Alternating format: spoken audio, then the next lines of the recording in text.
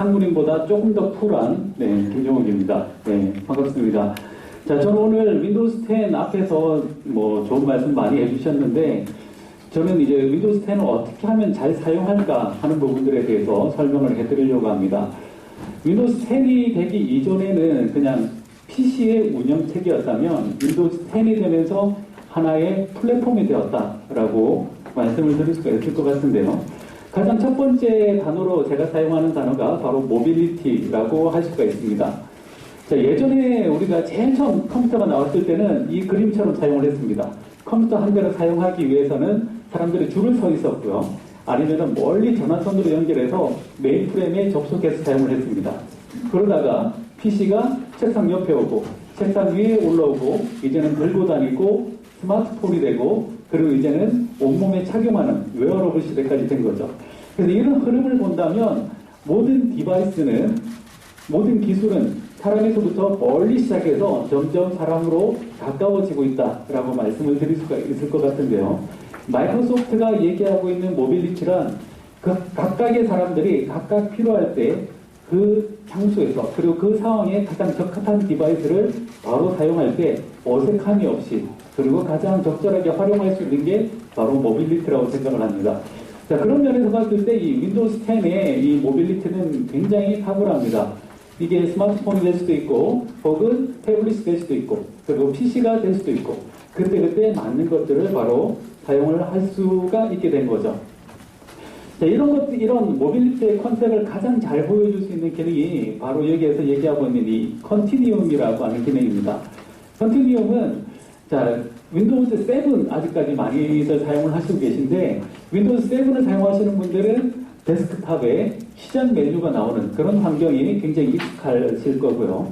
근데 또 윈도우즈 8.0, 8.1에 또 이미 넘어오신 분들은 이미 어느 정도 태블릿 환경에 적합한 그런 마인드로 바뀌어 있는 거죠.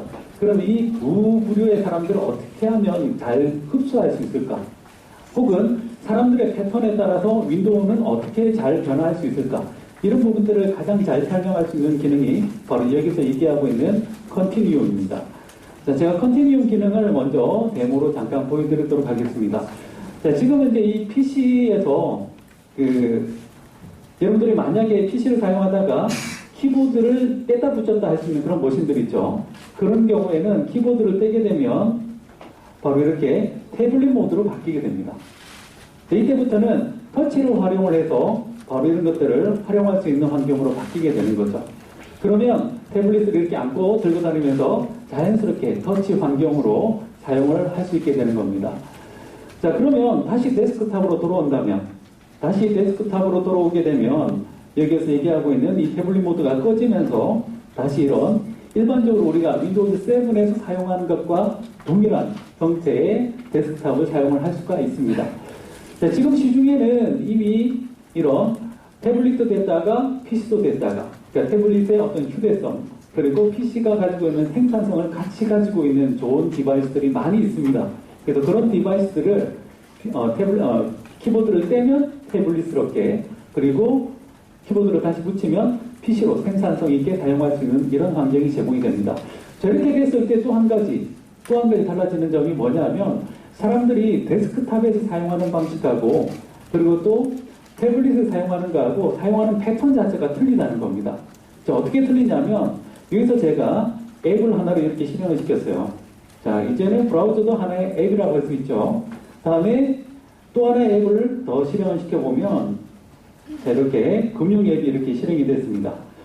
자, 데스크탑에서는 동시에 여러 개의 앱들이 실행돼서 이 사이를 왔다 갔다 하면서 마우스나 키보드로 사용을 할 수 있는 게 바로 데스크탑의 어떤 사용자의 경험이라고 할 수가 있습니다. 그럼 이 상태에서 다시 제가 태블릿 모드로 바꿔서 사용을 하게 되면 자, 앱이 이제부터는 풀스크린으로 실행이 되는 거죠. 자, 윈도우즈 8.0대에서 사용했던 것처럼 이렇게 분할해서 사용하는 것도 가능하고요. 자, 태블릿에서 만약 데스크탑 화면이 나온다면 사람들은 굉장히 집중하겠죠. 손가락 끝에. 어떻게 하면 이 창을 이 전체 화면으로 만들까 해서 손가락 끝에 있는 힘을 다 집중해서 이걸 맞추는데 그게 아니라 자연스럽게 태블릿 모드로 가게 되면 앱들 사이를 왔다 갔다 하면서 바로 사용을 할 수 있는 풀스크린으로 바로 동작이 되는 겁니다. 자, 또 하나 달라진 점을 제가 또 설명을 해드리자면, 자, 태블릿 모드를 다시 껐어요. 자, 지금 다시 데스크탑 상태로 돌아왔습니다. 이때 이 앱을 종료하는 방식은 두 가지가 있습니다. 첫 번째는 이 끝에 있는 이 X자를 신경을 바짝 써서 이렇게 선택을 하면 바로 프로그램이 종료가 됩니다.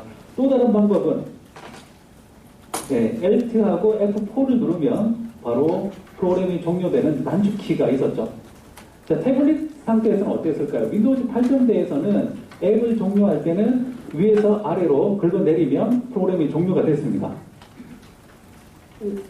다들 다 아실 거라고 생각했는데 순간 당황스럽습니다. 자, 그 정도는 다들 아시잖아요. 자, 여기서 제가 다시 한번 뉴스 앱을 실행을 시켰습니다. 자, 이 상태에서 제가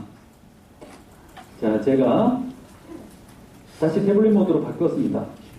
태블릿 모드로 바꾸고 다음에 제가 또 가장 대표적인 그 앱이 아니라 그냥 일반적인 우리 데스크탑 애플리케이션 중에 하나인 메모장을 실행을 시켜보겠습니다. 메모장이 풀스크린으로 떴네요. 부담스럽습니다. 이럴 때는 이렇게 나눴습니다. 자, 이 앱을 종료할 때는 어떻게 할까요? 아까 데스크탑에서는 Alt F4나 아니면 X자를 누르면 종료가 된다라고 했습니다. 자, 여기서 우리가 이 앱을 종료할 때는 위에서 아래로 내리니까 바로 이렇게 앱이 종료가 됐고요. 자, 지금 보시면 이제 태블릿 모드가 되면서 메모장이 이제 풀스크린으로 나왔어요. 근데 메모장도 위에서 아래로 내리면 바로 이렇게 종료가 됩니다.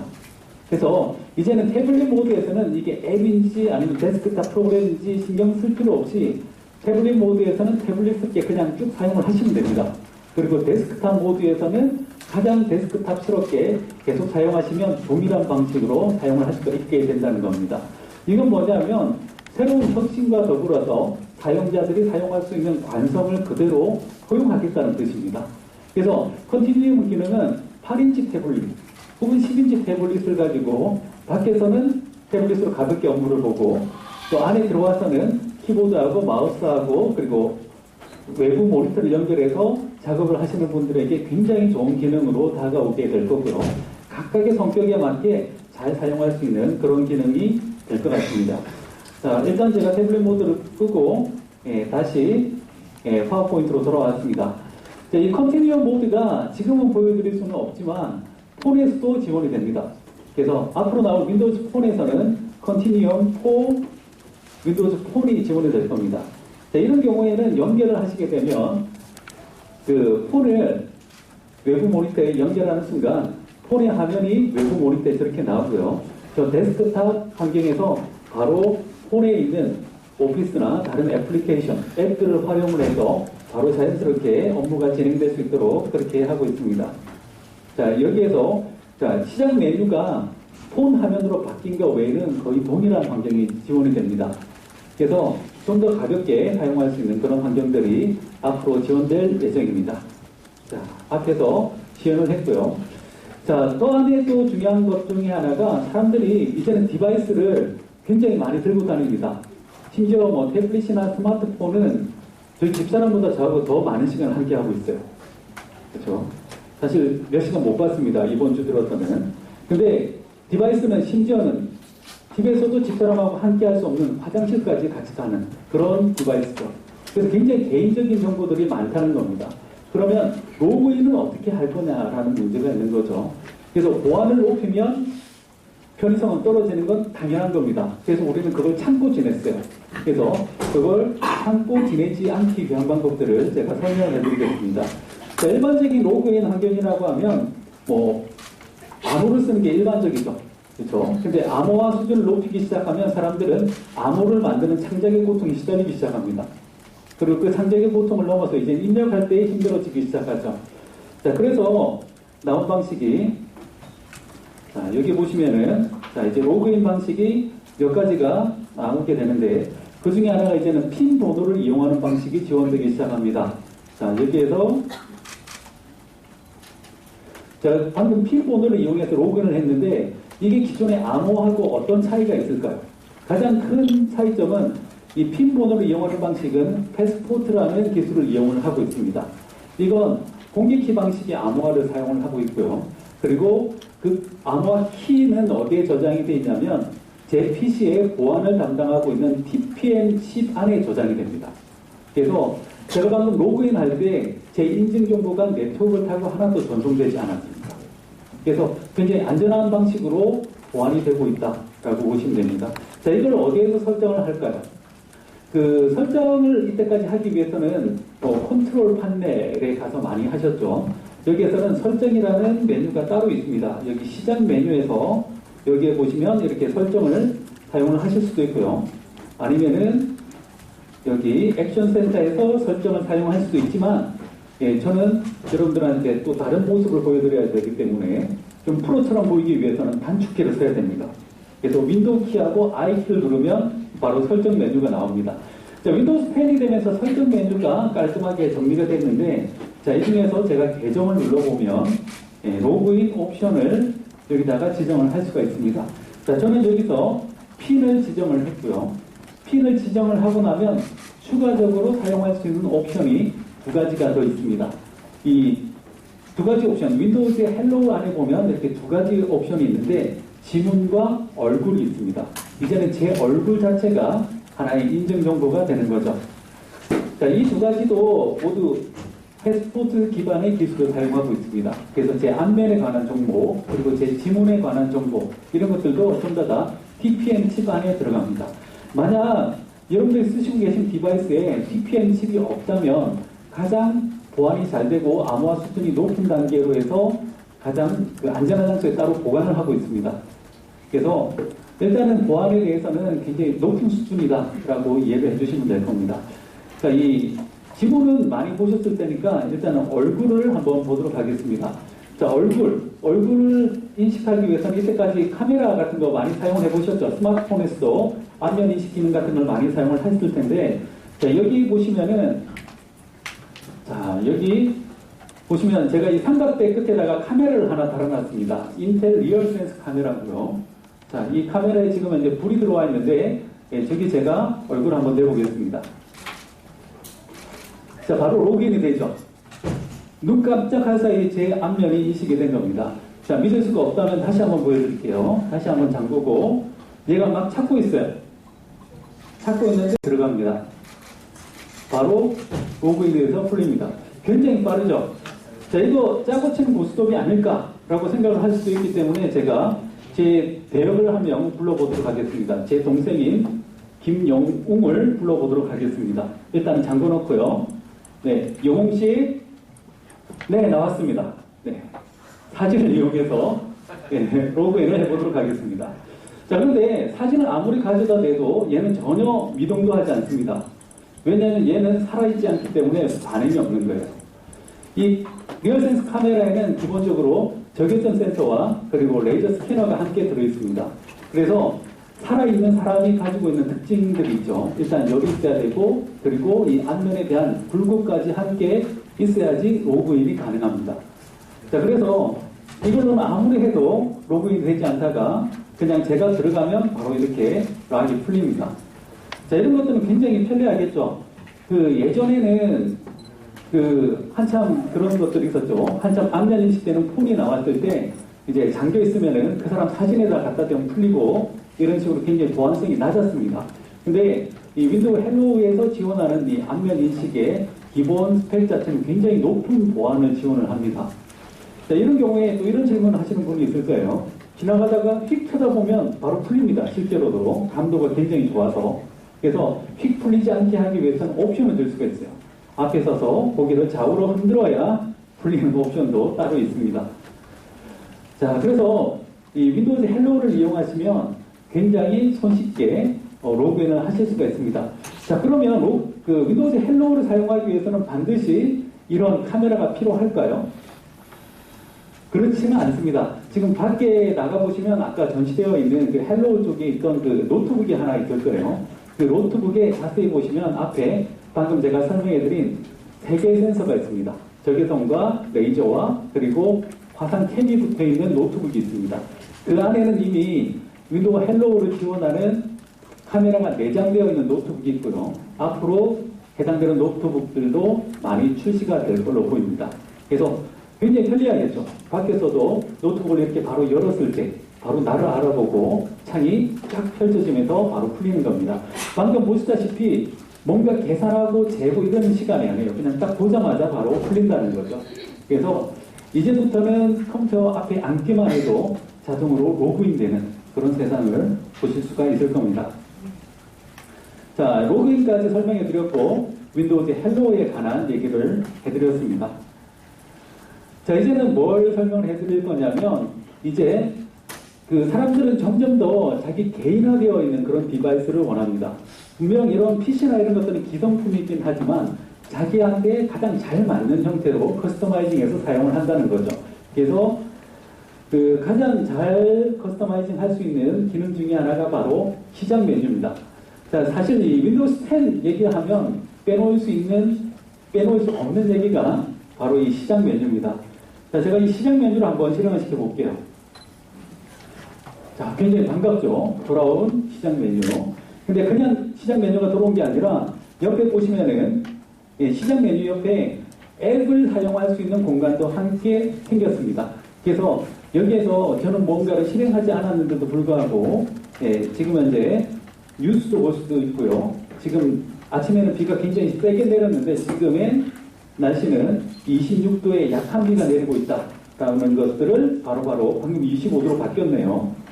볼 수가 있습니다. 그리고 정보가 바뀐 것들만 여기서 계속해서 애니메이션이 되고 있는 것들을 보실 수가 있죠. 그래서 여러분들이 이제부터는 이 시작 메뉴를 이용을 해서 앱을 실행시키기도 전에 필요한 정보들을 얻는 게 가능하고요. 그리고 이 필요한 앱들은 여러분들이 설정을 통해서 추가하거나 빼거나 하는 것들이 가능합니다.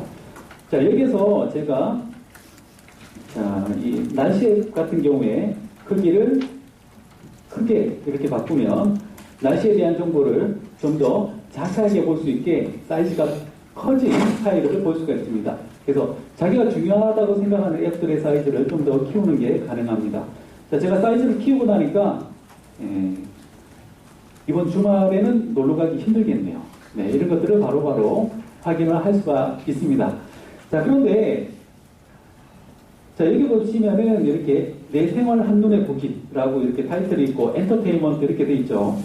자, 이 사이즈가 난 좀 더 컸으면 좋겠어 라고 하면 옆으로 늘리면 기장 메뉴를 좀 더 키울 수도 있습니다. 그래서 좀 더 많은 타일을 올려놓고 사용하는 것들도 역시 가능하고요. 다음에 이 새로운 앱을 옆으로 이렇게 옮기고 그룹의 이름을 줄 수도 있습니다. 이렇게 사무 환경 이런 식으로 해서 자기가 필요한 앱들을 새로 재구성하는 것도 굉장히 쉽고 빠르게 하실 수가 있습니다. 자, 이런 환경들은 전부 다 태블릿 환경에서도 똑같이 사용을 하실 수가 있고요. 여기서 제가 태블릿 모드로 다시 바꾸게 되면 방금 세팅된 상태가 바로 태블릿 모드로 사용을 할 수 있게 되는 그런 모습을 보실 수가 있습니다. 자, 여기서 또 다른 기능을 하나 설명을 해드리자면, 자, 지금 여기에는 모든 앱이 다 실행되고 있는 건 아니에요. 모든 앱을 보기 위해서는 이 아래쪽에 보시면 말 그대로 여기 모든 앱이라고 있습니다. 자, 보이죠? 자, 여기에 눌러보시면은 정말 많은 앱들이 제 PC에 설치되어 있는 앱들이 이렇게 쭉 지나갑니다. 자, 여기서 제가 만약 특정한 앱을 찾기 위해서는 밑으로 이렇게 열심히 내려오거나 아니면은 바로 갈 수 있는 옵션도 있는데요. 그건 뭐냐면 각 앱의 첫 자를 딴 이 이음 혹은 알파벳 이런 것들이 있는데요. 자, 제가 여기서 알파벳 G를 제가 선택을 해보면 이런 식으로 쫙 줄어들면서 자음이 모여있는 환경을 보여줍니다. 여기서 제가 가고 싶은 앱 쪽으로 바로바로 이동을 해서 바로 엑스박스로 이동을 하는 걸 보실 수가 있죠. 그래서 앱이 굉장히 많더라도 바로 해당되는 곳으로 이동을 해서 실행을 시킬 수도 있습니다. 자, 아니면은 또 단축키를 하나 설명을 해드리자면 윈도우 키하고 S를 누르면 바로 검색창이 나오고요. 여기에서 내가 사용하려고 하는 앱들의 이름을 써서 바로바로 실행을 할 수 있습니다. 자, 이렇게 하면 우리가 최소한으로 마우스를 만지면서 작업을 할 수가 있겠죠. 그렇죠? 그러면은 단축키를 잘 쓰면 굉장히 컴퓨터를 잘 쓰는 사람인 것처럼 보일 수 있는 그런 환경이 지원이 됩니다. 자, 또 개인화되어 있는 또 다른 환경 어떤 게 있을까요?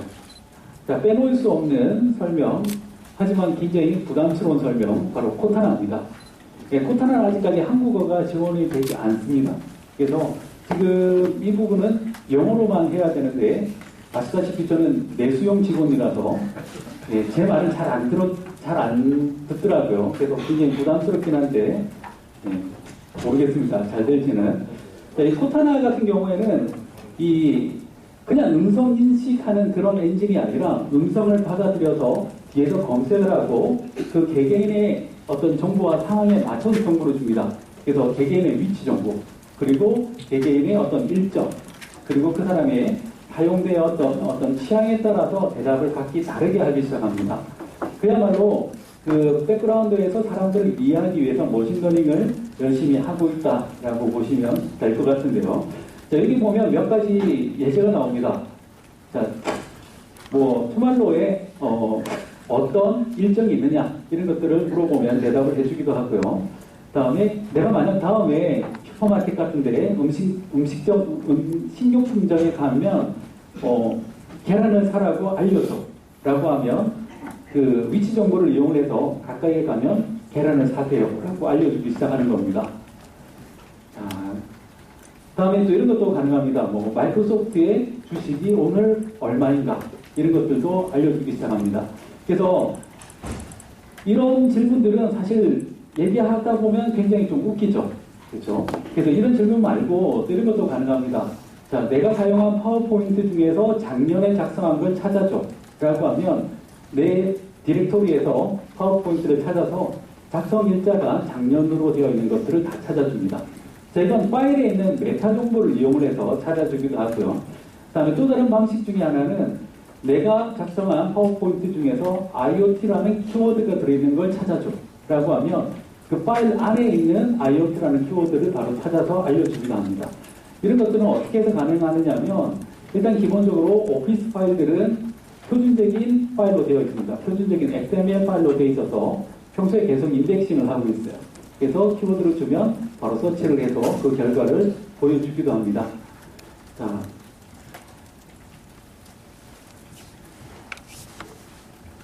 그 다음에 생산성 기능에 대해서 설명을 해드려야 될 것 같은데요.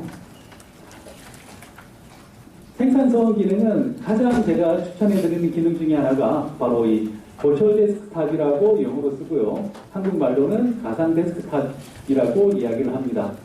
이 가상 데스크탑 같은 경우에는 쓰기에 따라서는 굉장히 생산성을 많이 높여줍니다. 자, 지금 제가 데모할 때 화면은 좌우로 왔다 갔다 하는 거 보셨죠? 그렇죠? 이게 바로 가상 데스크탑의 기능입니다.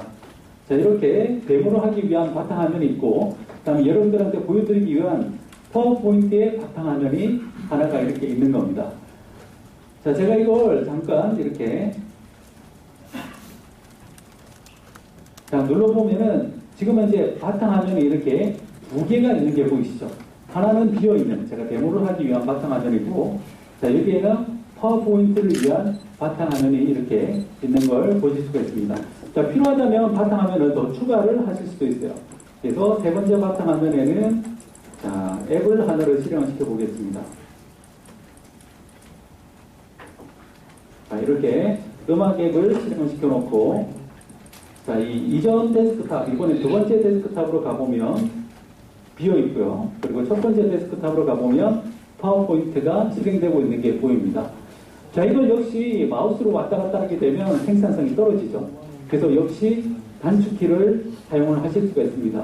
이때 사용할 수 있는 단축키는 윈도우 키하고 컨트롤 키, 그러니까 컨트롤하고 윈도우 키를 누른 상태에서 화살표 키를 이용을 하시면 바로바로 왔다 갔다 하면서 작업을 하실 수가 있습니다.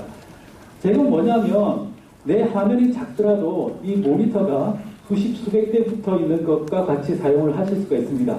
물론 수십 개씩 열어놓고 쓰면 좀 이상하죠. 그래서 한 서너 개 정도 열어놓고 사용하시게 되면 생산성 향상이 굉장히 많이 도움이 됩니다. 저 같은 경우는 밖에 외부에 발표할 때 이런 식으로 파워포인트 따로, 데모 따로, 그리고 내가 가끔씩 컨닝하는 자료 따로 이렇게 데스크탑을 3개 정도 열어놓고 사용하니까 굉장히 편리했습니다. 그래서 어제 사용할 때는 어제도 이제 온라인 세미나가 있었는데 이렇게 데스크탑을 3개를 열어놓고 사용을 했습니다. 자, 이제 여기에서 이제 한 걸음 더 나아가서 좀 더 손에 익기 시작하면은 컨트롤 윈도우 D키를 누르면 새로운 바탕화면이 생기면서 이동을 한 겁니다. 그렇죠? 자, 이렇게까지 써야 돼라고 생각할 수도 있지만 손에 익기 시작하면 여기까지 갈 수 있습니다. 여러분들은 이제 전부 다 프로잖아요. 자, 이 상태에서 바탕화면을 보면 새로운 바탕화면이 더 생기면서 이제 바탕화면이 4개가 된 겁니다. 그렇죠? 30몇만 원씩 모니터를 안 사도 여러 개의 모니터를 사용하는 듯한 그런 효과를 주실 수가 있습니다. 자, 안에 있는 내용이 있지만 바탕화면을 종료하면 바로 옆 바탕화면으로 자연스럽게 다시 다 모입니다. 그래서 안 쓰는 것들은 바로바로 종료를 하시면 됩니다.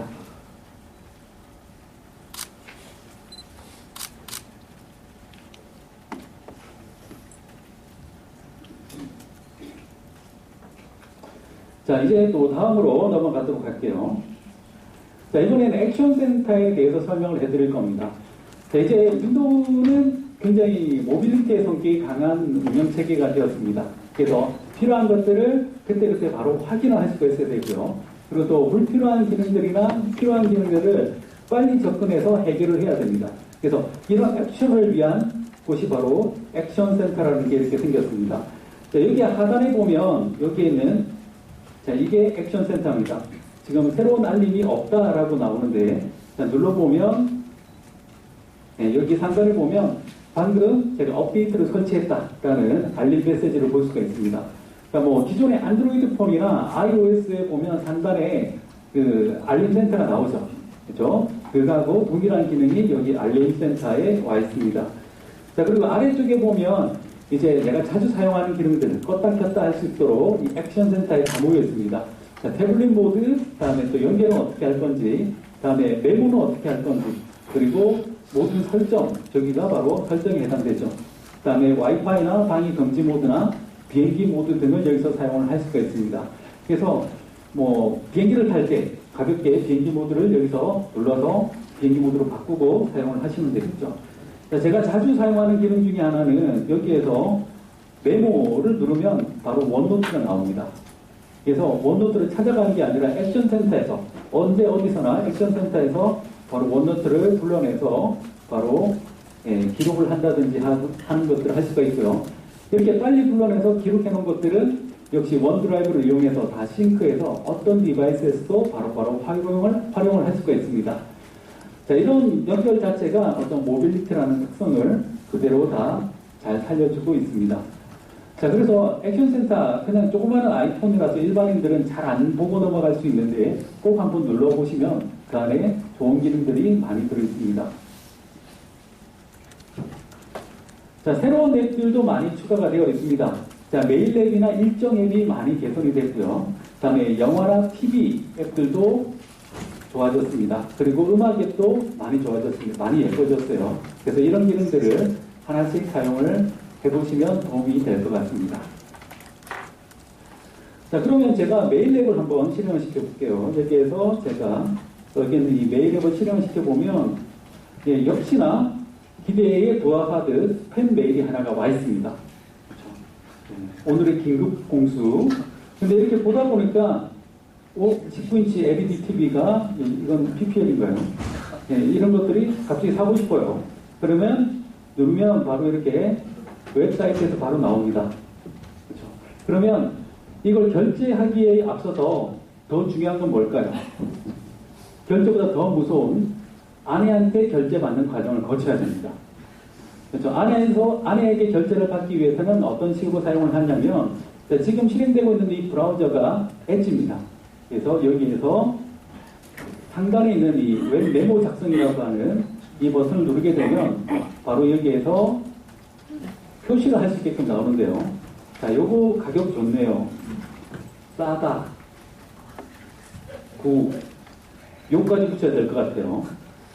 네, 그리고 나서 스마트 옵션은 내가 포기할게. 자, 이런 식으로 표시를 했습니다. 그럼 이제 승인을 받기 위해서 일단 메일을 보내야 되겠죠. 그럼 여기 상단에 공유 메일이 있습니다. 자, 공유 메일을 보내면 자, 메일 앱을 통해서 바로 공유를 할 수가 있습니다. 자, 첨부 파일로 방금 제가 작성한 메모가 다 첨부가 되고요. 여기에서 받는 사람의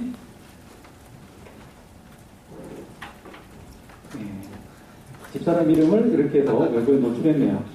이렇게 하고 보내기 하면은 지난번에 혼자서 이 데모를 하고 있으니까는 안 돼라고 문자가 오더라고요. 네, 더 무서운 결제가 아직 남아있다라는 말씀을 드렸습니다. 이렇게 하면 이제 문자가 또 오겠죠. 뭐 하려고 라고 또 답변이 올 것 같긴 한데, 네, 그래서 엣지 브라우저는 뭐 여러분들은 이때까지 많은 내용들을 보셨겠지만 가장 HTML 표준을 잘 준수하는 마이크로소프트의 새로운 웹 브라우저, 가벼운 웹 브라우저 이런 생각들을 가지고 계시겠지만 사용하기에 따라서는 굉장히 편리한 기능이 있는 가벼운 웹 브라우저라고도 새로운 생각을 해주셨으면 좋겠습니다. 자, 제가 오늘 설명을 안 해드린 많은 기능들이 지금 스토어에 또 올라와 있습니다. 스토어에 찾아보시면 또 숨은 보배 같은 앱들도 많으니까 윈도우즈 10을 받으면 기존하고는 달리 앱을 사용할 때 굉장히 편리한 환경으로 바뀌었습니다. 그래서 스토어에 가서 좋은 앱들을 찾아보는 그런 쏠쏠한 재미도 즐겨보시기 바랍니다. 자, 세팅은 아까처럼 윈도우 키하고 I 키를 누르면 바로 설정에 들어가실 수가 있고요.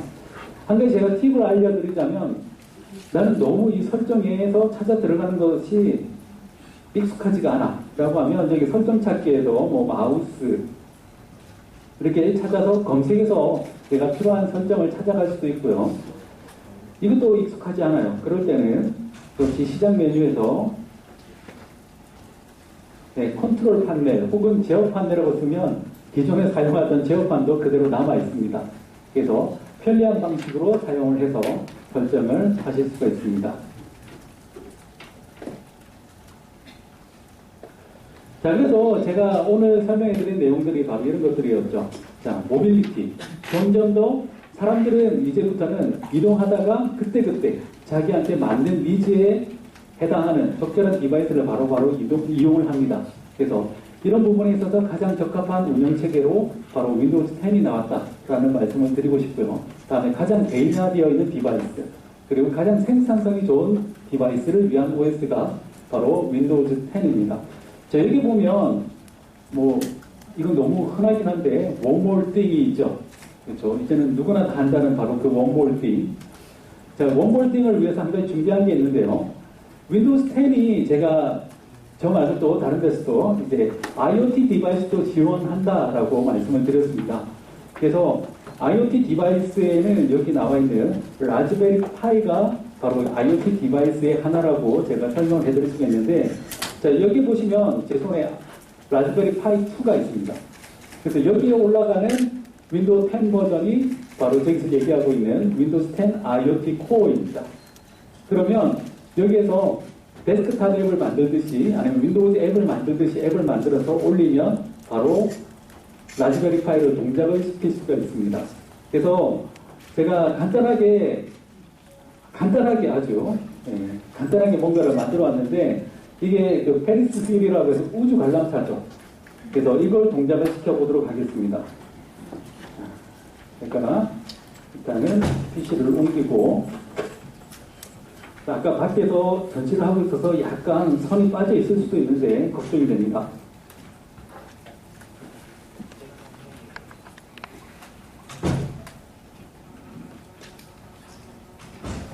자, 제가 지금 이 라즈베리 파이 안에다가 코딩을 넣었어요. 코드를 넣었는데 어떤 코드를 넣었냐면 특정한 값이 들어오면 동작을 시키게끔 코드를 넣었는데, 그 나중에 제가 앞에 따로 또 전시를 해놓겠습니다. 이 회로 앞에는 초음파 센서가 있고요. 그 초음파 센서를 윈도우즈 10 IoT 코어에서 이용을 할 수 있게끔 했습니다. 그래서 80cm 안에 접근하면 이걸 동작을 시키는 걸로 했습니다. 그래서 제가 앞에 가면 이렇게 동작이 되는 게 보이죠.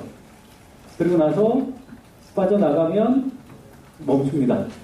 그래서 이제는 이런 조그마한 디바이스에도 윈도우즈 10을 올려서 여기에서 개발자들이 활용하고, 저는 이제 가장 간단한 초음파 센서를 이용을 했지만 여기에 온도, 습도, 이산화탄소, 그다음에 메탄가스, 그리고 먼지 센서 등등을 붙여서 바로 더 큰 일에 사용을 할 수가 있습니다. 그러면서 사용 편의성이나 개발 편의성은 윈도우즈 10의 장점을 그대로 갖고 있게 된다는 거죠. 그런 면에서 굉장히 많이 관심을 갖고 있는 그런 제품입니다. 그래서 요거는 다음에 좀 더 준비가 되면 다시 한번 말씀드릴 기회가 있었으면 좋겠습니다. 자, 그래서 제가 많은 얘기를 드렸는데, 자, 윈도우즈 10이야말로, 네, 지금 제가 여러분들한테 가장 자신있게 권하고 설명할 수 있는 오늘의 미래입니다. 네, 감사합니다.